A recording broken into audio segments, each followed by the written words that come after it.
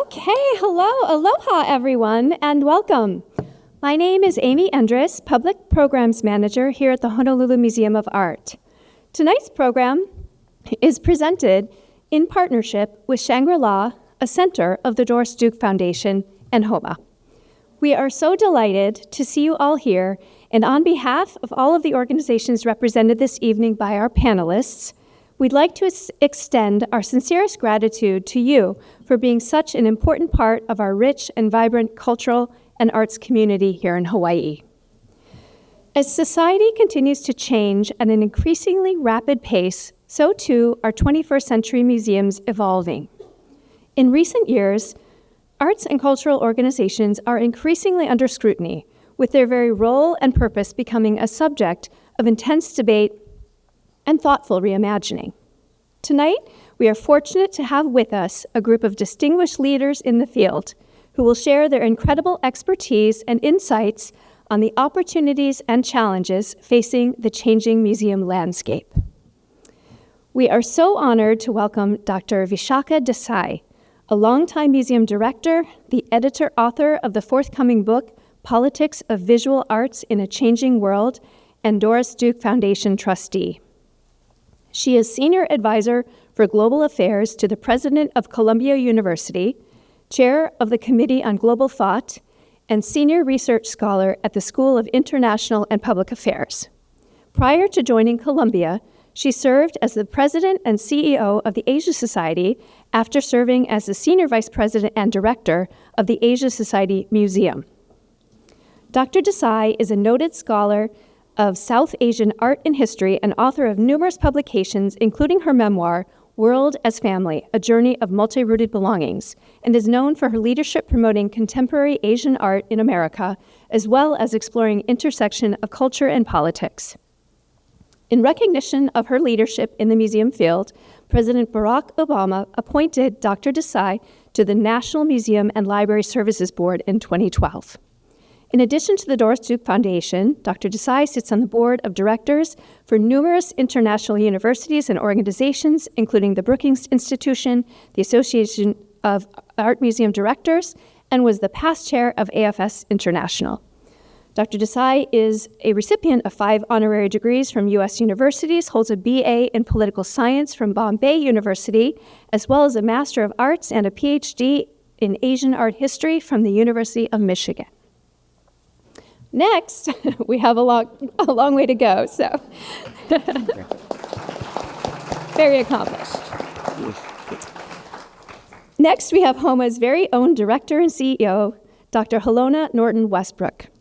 Dr. Norton-Westbrook became the 11th director of the Honolulu Museum of Art in January 2020. Before her appointment at HoMA, she served as Director of Curatorial Affairs and Curator of Modern and Contemporary Art at the Toledo Museum of Art. Prior to that position, she was the recipient of the Andrew W. Mellon Leadership Fellowship at the Toledo Museum of Art, a program designed to train the next generation of museum leaders. Raised in the San Francisco Bay Area and having lived in London for several years for her studies, Norton-Westbrook received a bachelor's degree in American History and Studio Art from Mills College, a master's degree in art history from Courtauld Institute of Art in London, and a PhD in museology from the University of Manchester.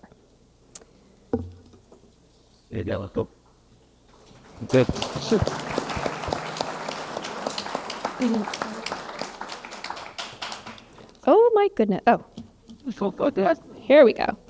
Sorry, a little bit more about Halona. She continues her long-standing commitment to art of the highest quality education and accessibility, promoting relevancy and inclusivity, as well as emerging perspectives here at the museum. Next, we'll move on to Marques. We are truly fortunate as well to have Marques Hanalei Marzan with us this evening, cultural advisor and the Wayne Pitluck and Judith Pyle Curator for Cultural Resilience at the Bishop Museum. Through these roles, Marzan promotes the integration of Hawaiian and indigenous mindsets and practices within the museum field and assists cultural practitioners and the community with engaging ancestors and their creative expressions at the museum, recognizing the need to legitimize indigenous voices and agency. He is also a Hawaiian and oceanic fibers culture bearer and contemporary visual artist.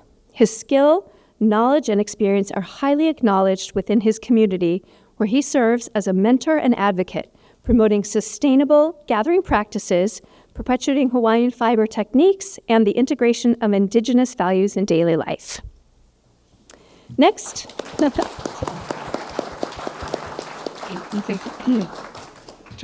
Next, we are delighted to welcome the Executive Director of Hawaii Contemporary, Rosina Potter, who is poised to open the much-anticipated Hawaii Triennial 2025 next month. Prior to her current appointment, Potter worked for more than 15 years in art gallery management, project consulting, and community development before being named art director at Four Seasons Resort Maui at Wailea in 2018. As the company's sole arts professional, she managed the resort's Artist Showcase, a museum-quality permanent collection, and created related programming and activations. She served on the board of Art Maui and consulted on a range of arts and cultural projects in support of local artists on the island. Potter graduated from the University of Florida with a bachelor's degree in history and art history. And finally,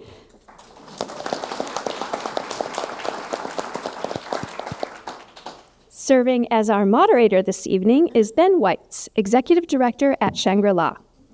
Weitz's career has been built on connecting people to purpose and passion across public and private sectors. That's a tongue twister. As Executive Director at Shangri-La, he brings deep experience in driving strategic transformation, partnerships, and organizational leadership to inspire positive and impactful change. Prior to joining the Doris Duke Foundation, Weitz was UCLA's inaugural Chief Brand Officer. His expansive background includes serving as Senior Vice President and General Manager for Loot Crate, an e-commerce startup, a decade-long career at Disney spanning global roles across the enterprise, marketing Pixar, Marvel, Lucasfilm properties, and leading consumer product strategy for Disney Store and theme parks worldwide. He started his career at Universal Music, where he established the college and lifestyle marketing function in Hawaii. Weitz earned his Bachelor of Arts degree from UCLA and a Master of Arts at the University of Hawaii at Manoa, where he worked to produce the Hawaii Student Alcohol, Tobacco, and Other Drug Use Study, statewide report, commissioned by the Hawaii State Department of Health. Wow, an impressive group, are they not? Now please join me in giving them a warm welcome. All right, well, good evening, aloha. Mahalo to you, Amy, and for all of you in the audience for being here this Friday evening. I am thrilled to be here on the Doris Duke Theater stage at Honolulu Museum of Art, named for our founder at Shangri-La, to facilitate this discussion, looking at the opportunities and challenges facing not just museums, but all cultural institutions today. So for me, you just heard, I come from a non-traditional museum background, so it's been really exciting to experiment and try new, fresh ways, and sometimes intimidating to do so, to try to connect, inspire, and engage all the audiences we serve. And with that, on a personal note, it's the beginning of the year when we're looking at strategic plans and the year ahead. So it's really an interesting time to be connecting with our peers and colleagues here to talk about how we're going to engage all of our audiences, both globally and, of course, here in Hawaii locally. So with that, I think, Vishakha, with your deep experience and all that you've been working on the book that is forthcoming, I'd love for you to set the stage on this shift across cultural institutions that we're seeing today. Thank you. And first of all, I'm thrilled to be here again. I was here 30 years ago when the Watamu Galleries opened to do a talk. So a shout out to the family. And ever since having had that experience, I knew that I wanted to come back. And I have come back to Hawaii, but not to Honolulu. So it's wonderful to be back here. And thank you again for all of you being here and my colleagues to engage in this conversation. When we were thinking about my coming here for the Doris Duke Foundation to work with Ben, who has been fabulous, by the way. So I just want you to know you're very lucky to have him, and all of us are as well. Was to really think about where are we on this landscape of museums, cultural institutions? And we often say that museums have responded to different kinds of changes over time. What feels different now? What is different in this past decade? And that's one of the things that I was working on the book that Ben mentioned, with 20 authors from 14 different countries for the last 5 years. So it's now actually going to bed, going to Columbia University Press. So I've been thinking about that, and I thought it would be wonderful to actually have a conversation with all of my colleagues here to say, where are we in this moment? What is different? To remind us that actually museums, when they first began, they often were a political enterprise right from the get-go. The Louvre or the British Museum could not happen were it not for the empires and for the looting as well. Okay. At the same time, we also must remember that museums also had that idea of the cabinet of curiosities, wonderment, things that I could see that I couldn't see anywhere else. Both of these strands have been part of our genealogy. Then in the 20th century, what happened? I'm just going to kind of quickly give you this so that we can set the stage. We're not here for the whole history, But the point being is that there have been moments in the 20th century where we began to think, especially in America, with sort of museums as temples on the hill, above the fray of the society, that these were places of contemplation, education, but a place that you could actually be outside of the frays and the messiness of the world. 60s created that issue of civil rights, and therefore one of the first kind of elements of change began to be seen because of the civil rights. Actually, some of us, myself, I came of age in America, and I got involved with museums because museums became a place for engagement with expanding audiences. And that was the idea of expanding audiences. But institution didn't necessarily change. It just tried to bring more people in. And then in the 90s, I would say the word was more about expansion of representation, where you wanted different kinds of people represented in the collection, in the museum. And at the same time, mind you, 93, we have the other issues of Jesse Helms, conservative forces pushing hard on limits to art making and art presenting activities. So one might say this last decade, why is it any different? Is it just another point of inflection? And therefore, some things will change, some things will not change, and we will move forward.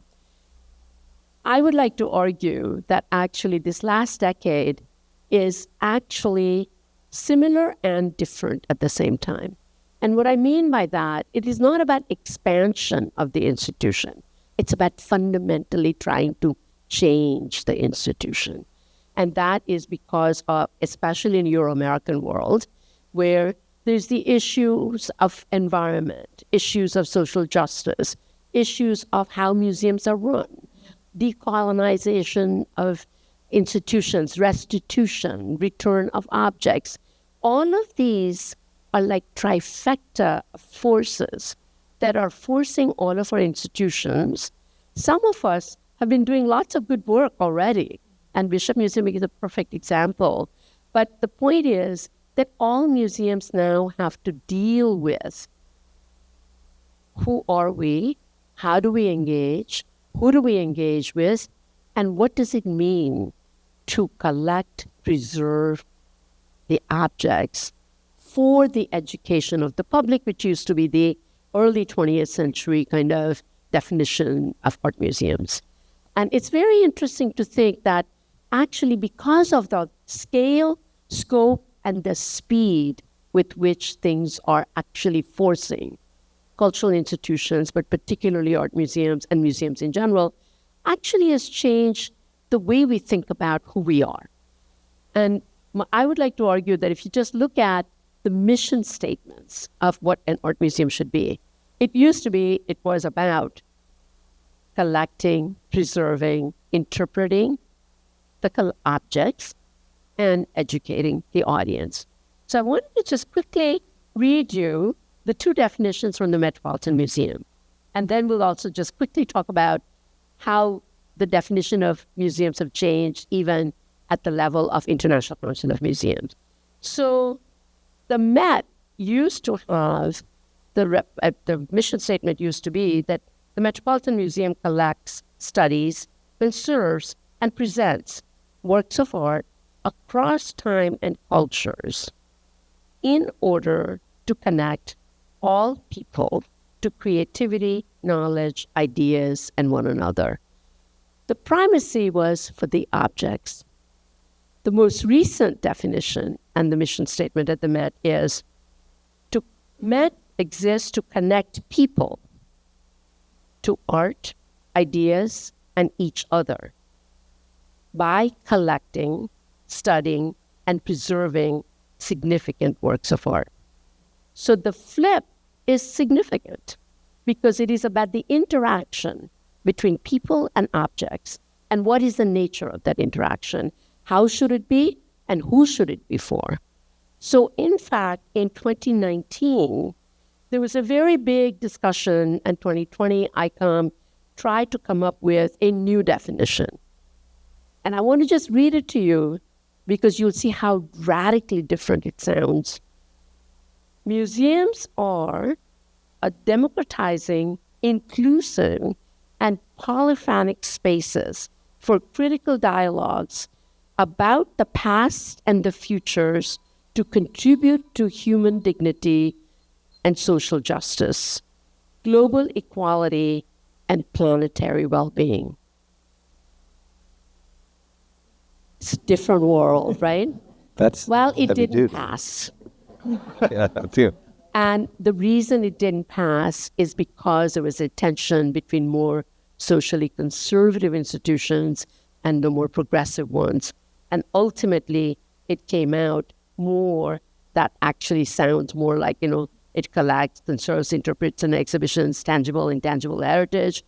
It's open to all the publics, accessible and inclusive.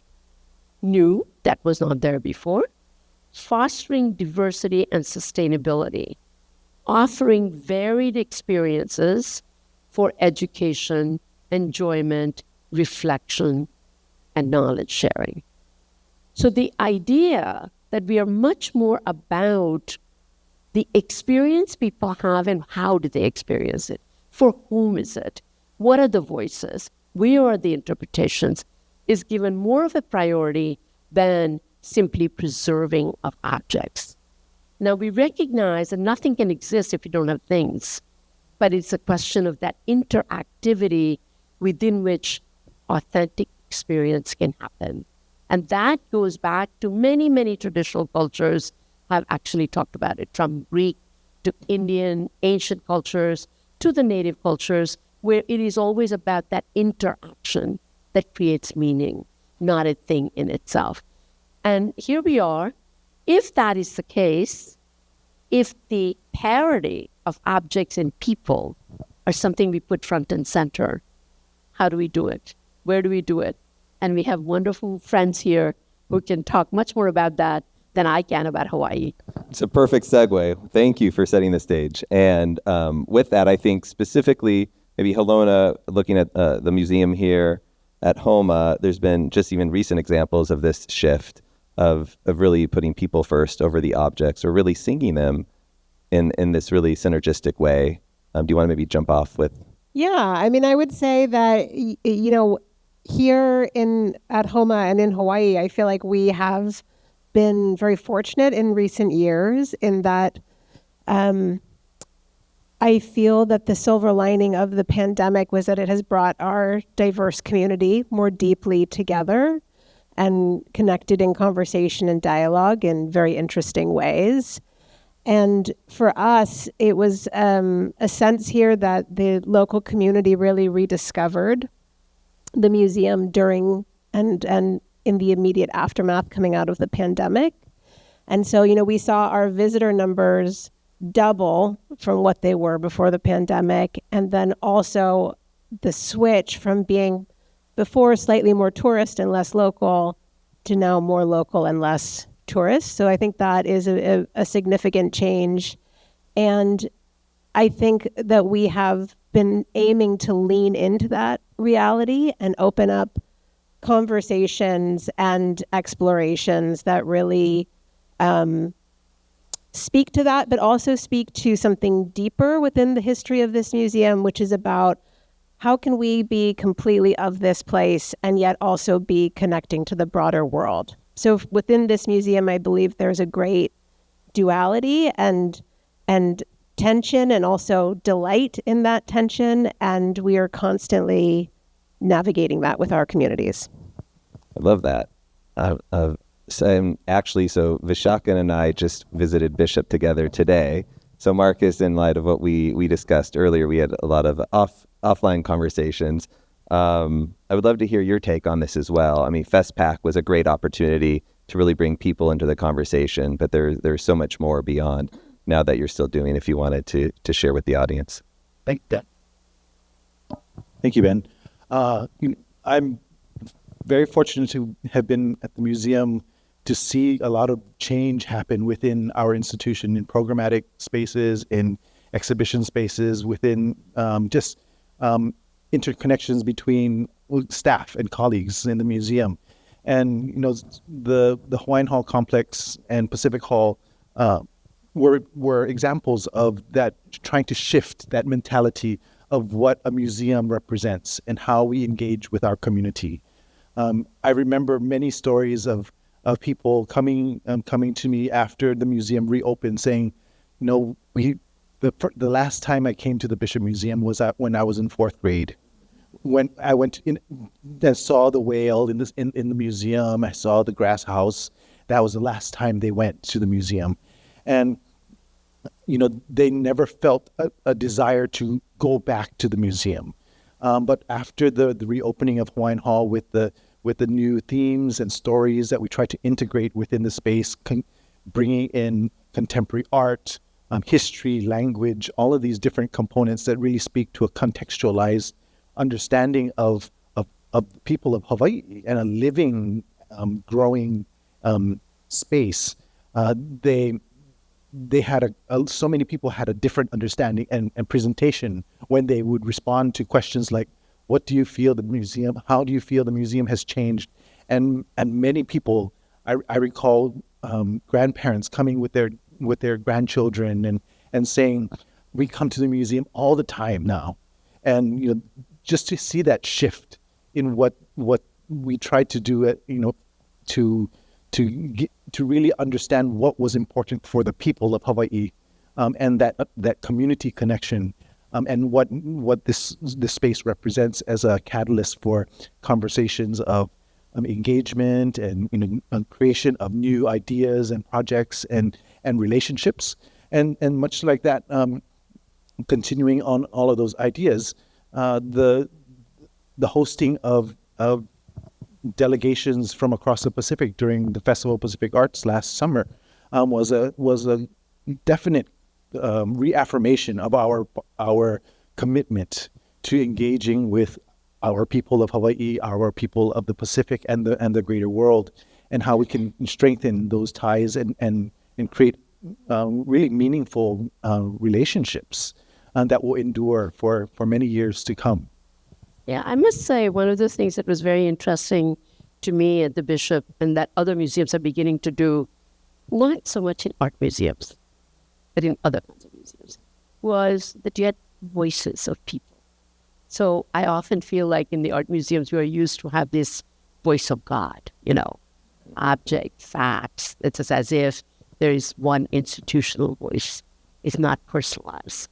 And you actually brought voices of communities to talk about the objects. Yeah, no, that's definitely what we are striving for. Me and my colleagues that have been at the museum for a number of years now have been trying to find ways to really push that dial further along. To really recognize that museums are repositories for cultural items and objects, but they aren't the source of the knowledge that those objects represent. And that knowledge is in the hands of the community, the people that made those works, and the lived practice that they continue to do in their daily lives within their community. So to separate that from these physical representations of their community and story feels really a very unbalanced situation. So definitely finding this way to tell a contextualized story by bringing the voice into that space is what we are hoping to do more in our projects. No, it's very hard to do for art museums because of the aura of the aesthetic masterpiece, all of those notions. How do you break through that? It becomes much harder to smooth.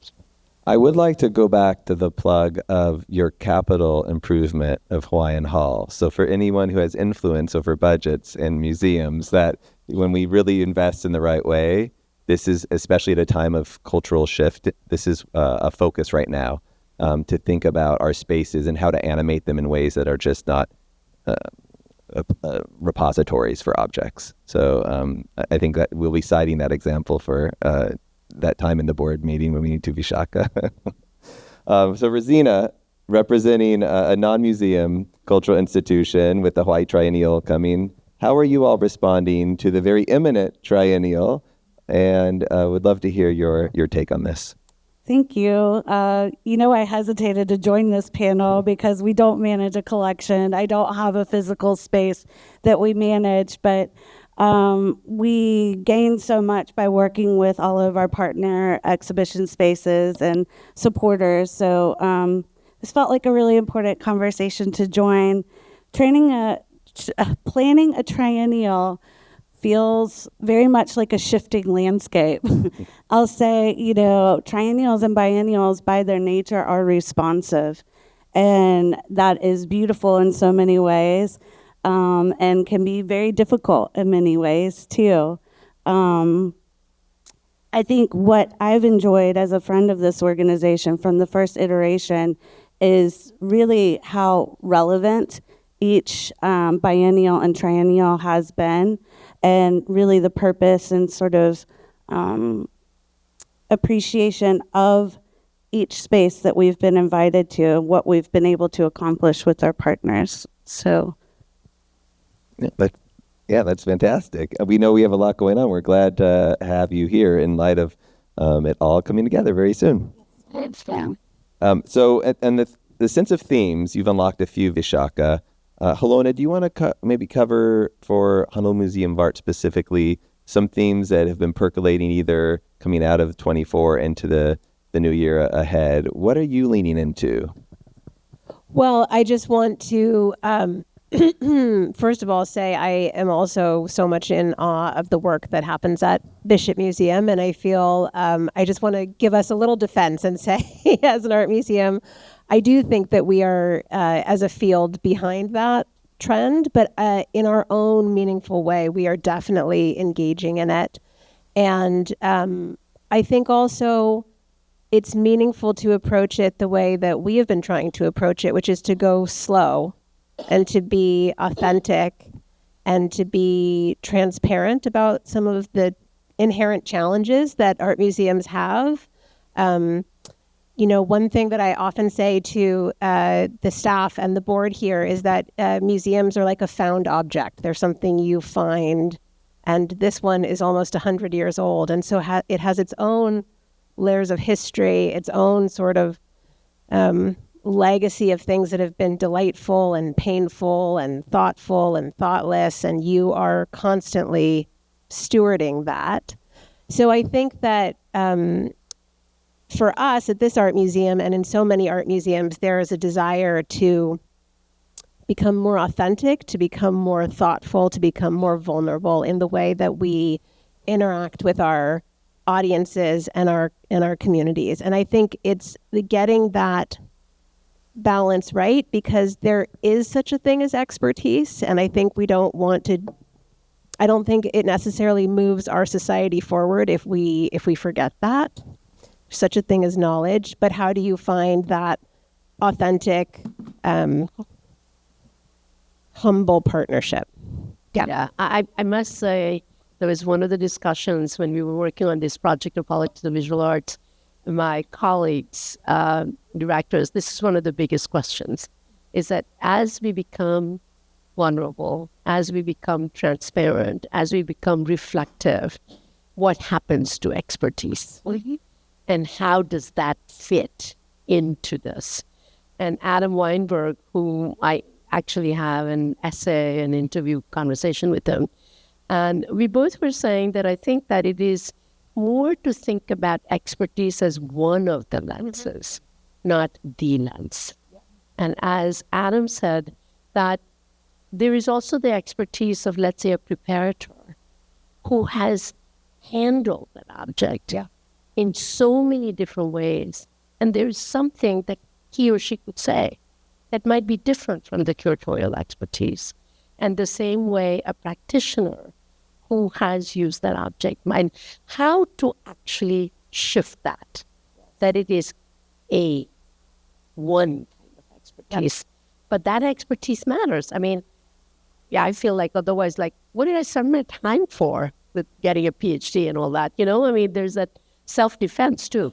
But I think it is that being humble with the knowledge you have is not the knowledge.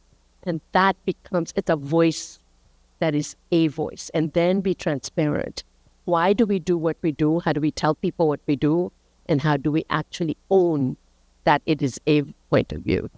Yeah. And I think the other thing that often goes unsaid, especially on panels like this, is that I know for all of the organizations up here right now, we are actively always fundraising for our survival and for our staff and for the projects we want to do. So I think from outside the museum or these cultural institutions, it can look like, oh, these people must have sort of the most amazing jobs and so much leisure. And it is an amazing job, so don't get me wrong. But, there's a whole practical, how do I keep the wheels of this wagon turning and all the people here on board? And that's a constant. And I think another thing that's happening across the arts and cultural field is an understanding that that's a shared reality for 95% of organizations, and we need to uplift each other. We need to promote each other. We are not in competition. In fact, there's something really important that society needs to hear about what arts and cultural organizations have to offer, and we're living through that right now. And that shift is significant. It's very, very important as a collective voice. It's very good, yeah. Okay, so maybe wrapping up on the idea of fostering community, specifically Marques, and this, with your background in mind, in particular with the Indigenous and Native Hawaiian audience, where do you think are the opportunities and in the AINA and the land stewardship and Indigenous audiences that we're trying to communicate to through a programming perspective? What are the opportunities that we have as cultural institutions to welcome that, both as a topic of discussion and as a way to bring exhibits to life? Yeah, thanks, Ben. For me, I'm thinking of a project that me and a couple of colleagues are working on at the moment. It's called the Pacific Pipeline, and it's the concept of the Pacific Pipeline is really to share museum understandings and practices with cultural members of our community that have the understanding of values, technique, materials, history, but don't understand the museum context of what that represents, and then vice versa, giving people that have more of a museum understanding the opportunity to learn the cultural value systems of the place and the connections to land and the ocean and people and how all of those are interconnected stories. So that's a project that we're slowly developing and hopefully creating a fellowship in the coming years that will help perpetuate some of those conversations. But that's for Hawaii, but also for making further connections to our peoples of the Pacific and our relations across the blue continent, the ocean that connects us all together, and finding ways to support and encourage and create, again, meaningful, intentional relationships that will endure for generations to come. And the only way we can do that is if we share and talk and have those conversations right now, so that as the years go by and the next generation sees these conversations within our collective spaces, we inspire them to think beyond where we are today, and see from a perspective that we might not think of at the present, because we're in a very different world and a different mindset. But for a young person being exposed to these different conversations at that age and seeing those sparks happen, that's truly the hope that I see for the future of Hawaii and the Pacific in these conversations that we're building today here. We know with HoMA, with Hawaii Contemporary, the idea of celebrating all of the conversations that we're having today and collectively is truly a representation of all of those individual stories that we all can contribute to this collective understanding of support and relationship and trust. I think that idea of storytelling continues to come up for us at Shangri-La. We have some staff members in the audience as well who've been doing just really fantastic outreach to the community, let it be in the filmmaker world or in the entrepreneurial world, of bringing folks in to connect and network and be inspired by the objects, by the collection. And that's been a learning just for us recently, because then you can speak about Aina, you can speak about the Hawaiian cultural aspects that are here that maybe someone from the continent doesn't understand when they're here as a tourist, or even at what we would call a general convening, disconnected from culture, Aina, or art. So that's fantastic. Do you think during FestPac, or I should say post-FestPac, there has been now deeper connections made? Have those continued on? Because it was palpable during the event. Yes, definitely. There were so many activities happening all across Honolulu that really engaged these conversations and communities. And we have many projects that have continued to progress because of that. And one of the big conversations we have is on a collection of materials that we have from the Northern Marianas and Guahan. I offered you to present some of the lei that you were given to these ancestral stone structures that are currently residing on the museum campus. And we're in conversations with the people of Guahan and the community's cultural leaders on the appropriate ways in which they can be returned to their homeland to reinstill that connectivity and story with their people that have been so disconnected from them for decades. So we have many conversations that have built up because of the FestPac conversations that happened during the summer of last year with French Polynesia and other communities in New Zealand and different places across the Pacific. So, I think that it truly was a means for us to see the potential that we have in the things that we can offer to our people and our community, and how we can work together and support that growth. That's great. Okay, so shifting gears, we at Shangri-La were in a brainstorm about reimagining a space, and we stumbled into this topic of technology. We're all dealing with AI, the new ChatGPTs, the screens that we're inundated every day. Sometimes great and sometimes not so great. Rosina, with a triennial coming up, perhaps you can kick us off on this one. How do you see technology playing a role in programming in cultural institutions? Is it a complementary enhancement? Is it a hindrance? What do you think? Well, I'll say, with our prior biennials and triennials, there's been a heavy use of digital media and technology. And we've had mixed reviews because of that. I think sometimes it felt like a large lift with some of our partners that aren't using that type of technology in the same way. But at the end of it all, it feels like a really great way to introduce those ideas or ways of communicating into spaces that maybe would not have tried it already. This triennial, we do have a mix of all different types of media, including digital. But, for here at the Honolulu Museum in particular, I think the curators selected a very tactile, more traditional mediums that I think is also, so important in how we're looking at contemporary art and the reemergence of more traditional methods.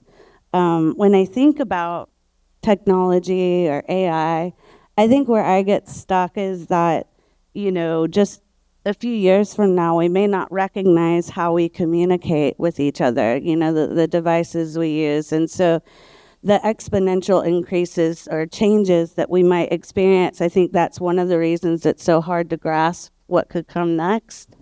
But yeah, I think that it's likely that we could never imagine the ways that we might be communicating with each other very soon. And I think that within that context is also the issue of the thingness of thing, object. And as AI and 3D production, and it's already happening with what's happening with cryptocurrency and the work going on. So it does raise a question for this idea of the originality of something. And where does that fit? So that's one level. The other level is about the use of technology as an enabler for polyphonic voices, different interpretations. And at what point does it overwhelm the presence of the object? And how do you all think about that? And you've done an amazing job, I have to say, at the Bishop, of letting the object speak and be enabled with things. Yeah, I can add to that just briefly. The concept of kauna. There's a word called kauna here in Hawaii, which means multiple understandings and depths of meaning, and depending on your own individual knowledge base and perspective, you will have a different understanding of an individual piece, even though everyone has the same access to it. You bring your personal knowledge and experience to that moment and space. So what we try to do in many projects, exhibition planning, in our exhibition spaces and programs, is to give as many context perspectives that you can engage and enter those conversations through the physical presentation of a work, in the way it's presented in the space, through the sound and the environment that we create for it, and how we allow for different modes of engagement. And we know that every generation has a different way of approaching something. Our younger generations are very computer AI kind of savvy, and other generations are different at different levels of understanding and comfort. So the Hawaiian approach of giving these contextual opportunities for everyone to experience something from these different modes of entry is what we try to do in many of the projects. And it's not a new thing, but that's something that is very Hawaiian in root. That's a very Hawaiian way of approaching any kind of conversation, any kind of observation or interaction with a space or people, materials. It's a way in which we connect and make sense of our world and how we relate. So that's something we strive to continue more in all of the projects that we look to in the future. So you have something to teach everybody else about the polyphony of approaches and experiences. It's wonderful. Thanks for sharing. And I think at Shangri-La's, we have the specialty of place, then the specialty of objects, and then how does that intersection interact with technology is something we're grappling with still, because are you coming to Shangri-La to escape the screen rather than be engaged in it? So more to come for 25. We'll see how this shakes out. All right, here, let's see. So I did want to say, as a former Los Angelino, I think it's important. We're looking sometimes for inspiration. And I should take a step back as well. If we can just send good thoughts to everyone in Los Angeles and your friends in Ohana for what's happening there. It's just horrific. I have my own ties. So we'll just send some good mana that way. But there, the Getty Center is, of course, a museum, but also known for so much more. It's an area to gather. It's the architecture. It's the light. It is the collection. But as someone who visited with my family and as a place to gather, it's something that I continue to lean on in my own inspiration for what we're doing at Shangri-La and what I know we're all trying to do with our cultural institutions. I'm curious, maybe Halona, from your perspective, what are your thoughts on those that are really doing it well? It could be on the continent, it could be globally, or here in Hawaii, in the sense of building community and being essentially more than a museum. Well, thank you. In that, regard, I just really want to take the opportunity to elevate the work of Hawaii Contemporary and what they're doing right now and the triennial. And, last time we had the triennial, about 6 to 9 months before, when I was traveling various places in the world, it was really striking to me how much people would talk to me about the triennial. People all around the world know that the triennial is happening and are excited about it. And I love that it's an opportunity for that organization to introduce some more nimbleness into our organizations, which are older and more stuck in their ways. And it's a really amazing thing, I think, for Hawaii to have this sort of partnership where we're working with Hawaii Contemporary and the triennial across these different sites. And, the triennial, I think, can seem ephemeral, and so maybe something we don't always think about, but it's people here in Hawaii who are making it happen. And I'm just really proud of that work, and I'm proud that we get to be a partner, and I'm sure you guys are too. No, definitely. Having participated in the triennial, the Bishop Museum participating in the triennial and the biennial prior to that for its various iterations, it's amazing to see the connections that Hawaii Contemporary has been able to make for the local artists of Hawaii and connecting the international art scene to Hawaii and bringing those conversations out into the world, and to have the ability to work alongside the Hawaii Contemporary to present works within our collective spaces here at HoMA and the Bishop Museum, to really push those conversations of what it means to be a living practice and concepts about climate change or all of these different things and issues that our people of Hawaii as well as all around the world are facing, and how we can push those conversations forward.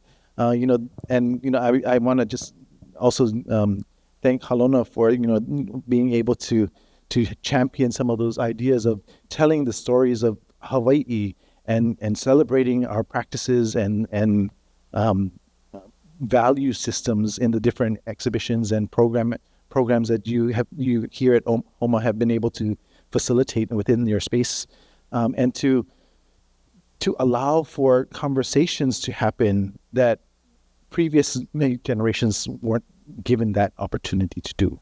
And so again, finding these ways in which we can each add to that collective pot of support and strength so that we can move forward in that way,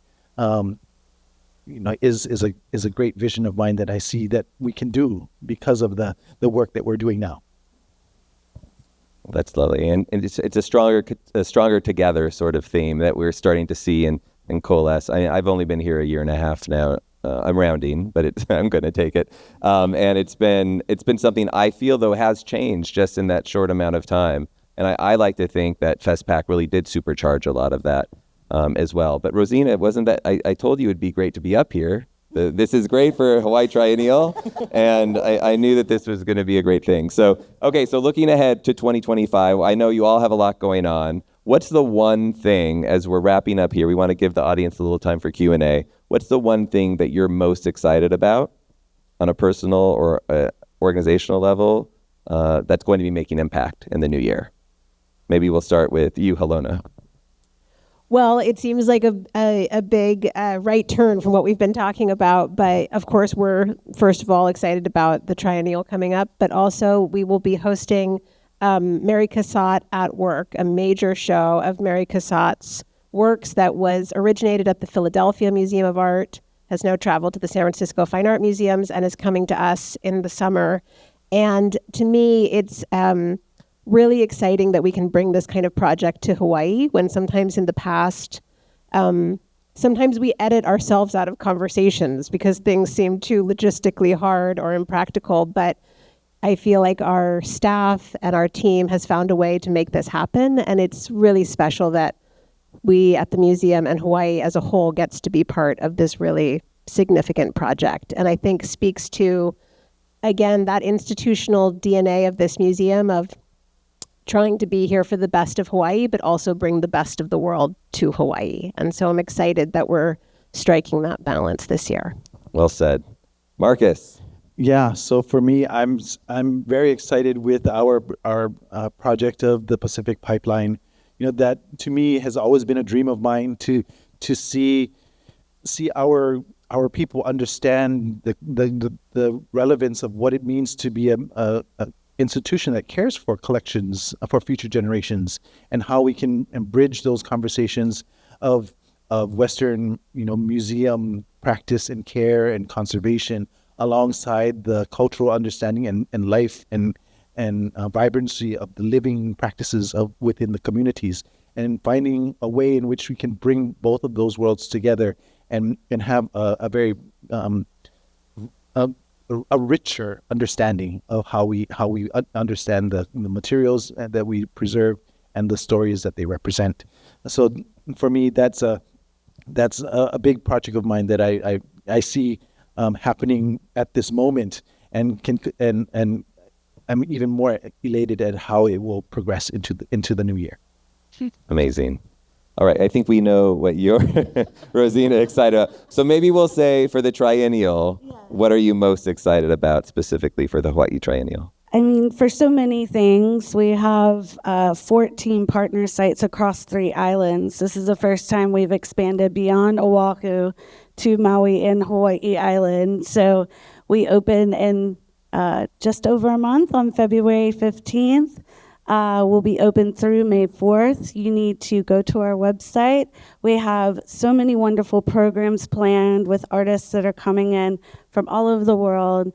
So grateful for our partnerships that truly make all of this possible. So amazing. Everyone mark your calendars. It's happening. It's coming.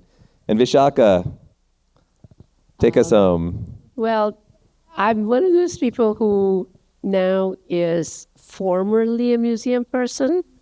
And I'm waiting for the book to come out and get published, which is fine. But I'm also really excited about actually going back to the work of art, in the sense that I have a big project in mind, and I hope that we will work together with a number of different partners, including possibly Hawaii. But it is to really look at how art, as much as is about a particular place and time, has a capacity to connect cultures, create conversations across divides. And I feel that in the time that we live in now, which is so polarized, so fraught, is there a way to create an art project that actually can connect communities and cultures that are different? I will first start with India, but the idea is to go beyond India, from the Hindu-Muslim communities to broader communities. And I think Hawaii is a perfect petri dish for one of these ideas. So the goal is to begin to think about stories and think about objects and how that comes together. It'll be a long-term project, but it'll begin this coming year. All right, you manifested it. You heard it here first at Doris Duke Theater. Well, again, mahalo to the panelists here, and I think we have time for a few questions. So if you just want to raise your hand if you have something for our panelists, please. I'll repeat the question as well.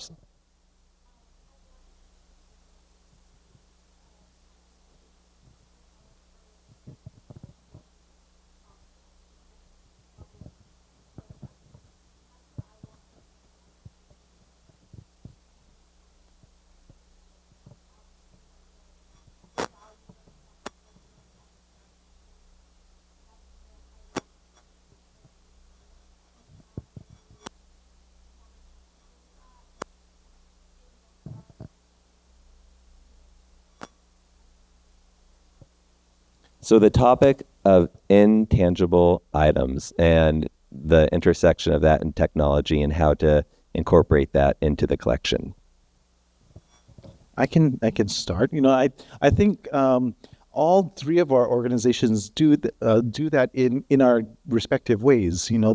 Having conversations like this with cultural practitioners, artists, leaders within our community, allowing our community to hear these concepts from these sources of that have been given that responsibility either from their family or through the learning that they undertook to get to this point. For myself, being a visual artist, having an ability to share knowledge through workshops and techniques and how you manipulate materials gives people another way into engaging that true depth of the stories that are preserved within these cultural materials and items. And through sound and music, through dance, these are all different kinds of lenses that really speak to a cultural vibrancy and strength and resilience that very not often get understood of in a Western context. It's when you put them all together, you don't separate them out and keep them in their own category. You learn about the community and people through them all interacting at one time. It might be a little more overwhelming to kind of engage through that perspective, but that's how we as communities learn. We are not separated from our arts. We are not separated from our environment. We are not separated from our history. We are all working and living those practices every single day. So finding means to do that in our programmatic ways that we each offer within our spaces, I think is the next level in supporting that continuing conversation. Thank you for the question. Yes. So but your efforts like from the stuff kind of disconnected as well. I think that a lot of still not that it fear felt, but it was getting to the mission. And but I understand why they got the integrated, but actually that's how the condition should my down it breaking the election also but the different.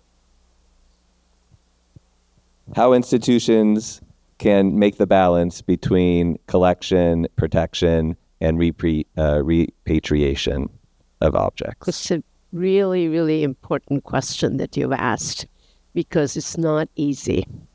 It's not about sending everything back just because it came from somewhere else. Because if that were so, in fact, we all would be poor for that because we wouldn't understand any other culture other than our own.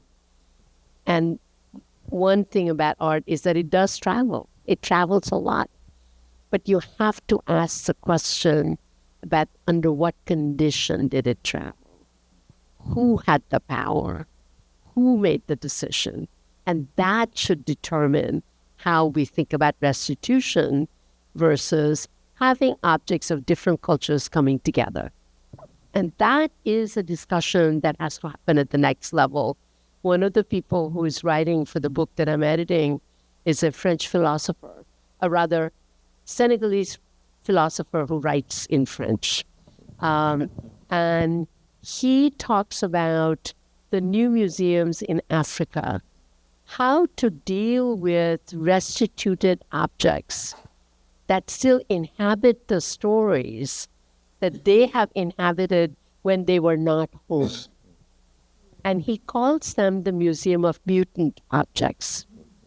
The idea being that the objects are also porous, as are experiences. And how do we actually give space for that idea of mutant within the object and the porousness that allows to speak and inhabit, as he talks about it, that then we should also let the object inhabit what Picasso saw in them, because it's not about just going back to some original function because that function doesn't exist. So the layering becomes very important. And I think this is the next iteration.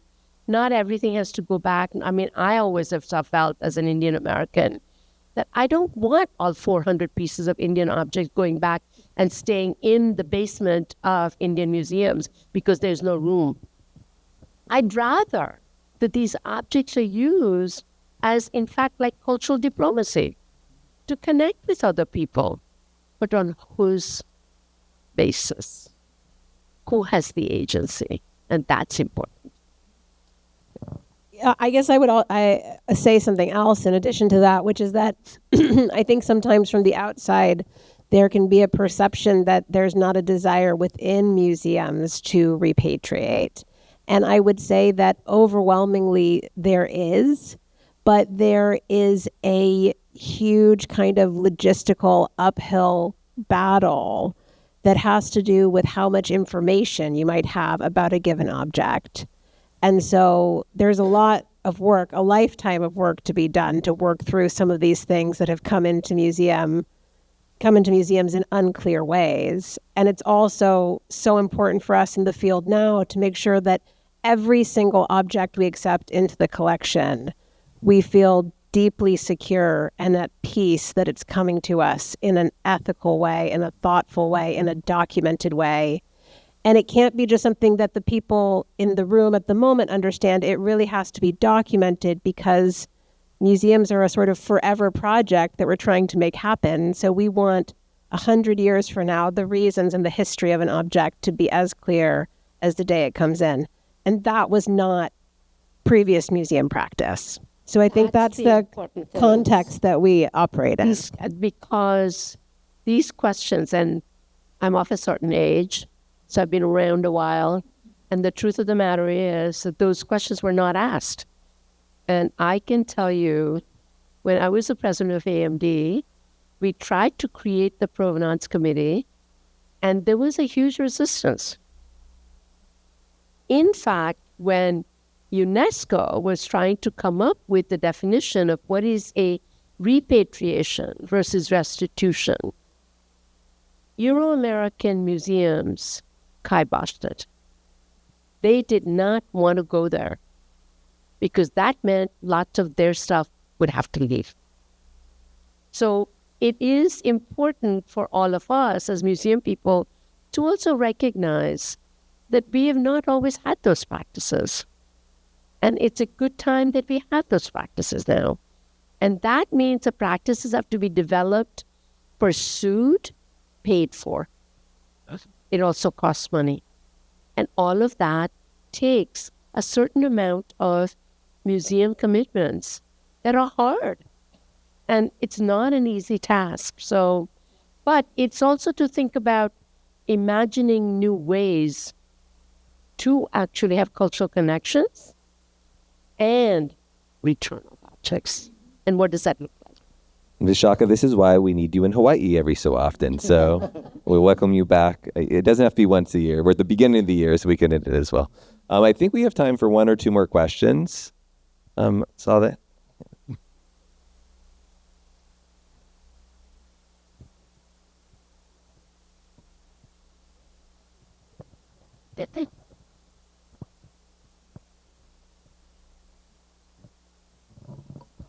Sure, and just to repeat the question, what is Halona's dashboard to measure success? You know, I've been here 5 years now, and when I got here, soon after I got here, we did a strategic plan. We had not done a strategic plan in many, many years. And when we shared that strategic plan with people afterwards, after we felt, very good about it as a team, we tended to get two reactions. And one of the reactions was, "What are you doing? You're destroying my museum." And the other reaction was, "I don't understand this plan. It's nothing. You're doing nothing." And the reason I tell that is because I think that the history of this particular museum has been a lot of change, positive change, but also upheaval. And our strategic plan that we went through 5 years ago was really an attempt to ground ourselves in values that we share as a staff, as a board, as a community. And it was really a first attempt. And some things about it I think we got absolutely right and are going to carry on in our next strategic plan. And other parts of it, we really realized, we need that dashboard. We need to go to the next level of the conversation in creating measures of what this shared success is. Whereas the first plan, I think, tried to capture the intent of what we were trying to do. But as we continue to grow and evolve, we're in an exciting moment where a dashboard really grounded in values and purpose can happen now. Great. Okay. Maybe two more. We'll go with you here, and then one more over here. Yes. Okay. One last question. Vishakha says it. Well, we're going to Vishakha. So, one more.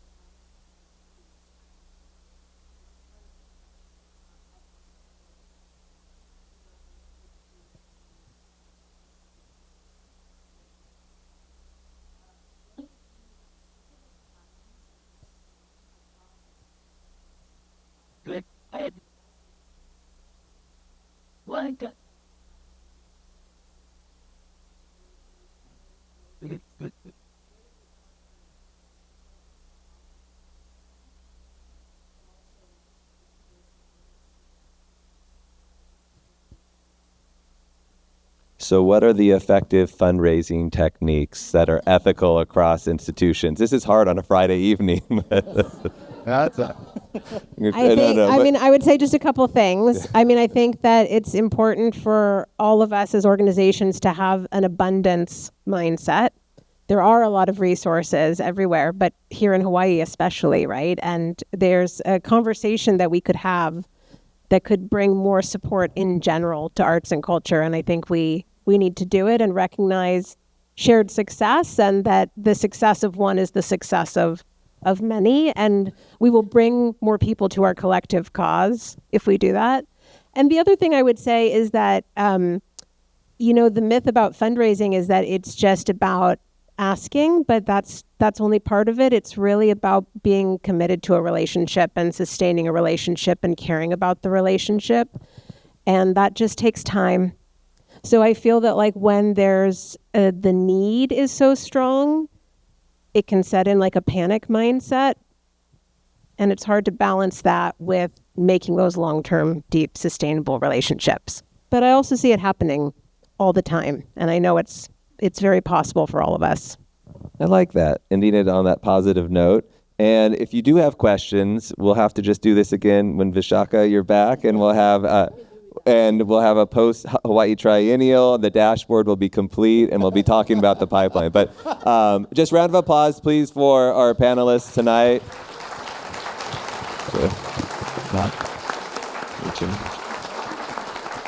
It's been a pleasure. It's been a pleasure moderating this discussion here again at the Doris Duke Theater at the Honolulu Museum of Art. And just a big mahalo nui to the Honolulu Museum of Art for hosting this and again being just fantastic partners on the island with the Doris Duke Foundation. And to you, Friday night guests, you did it. Thank you for making it out. The weekend has begun. We hope to see you out on the island as well. Mahalo.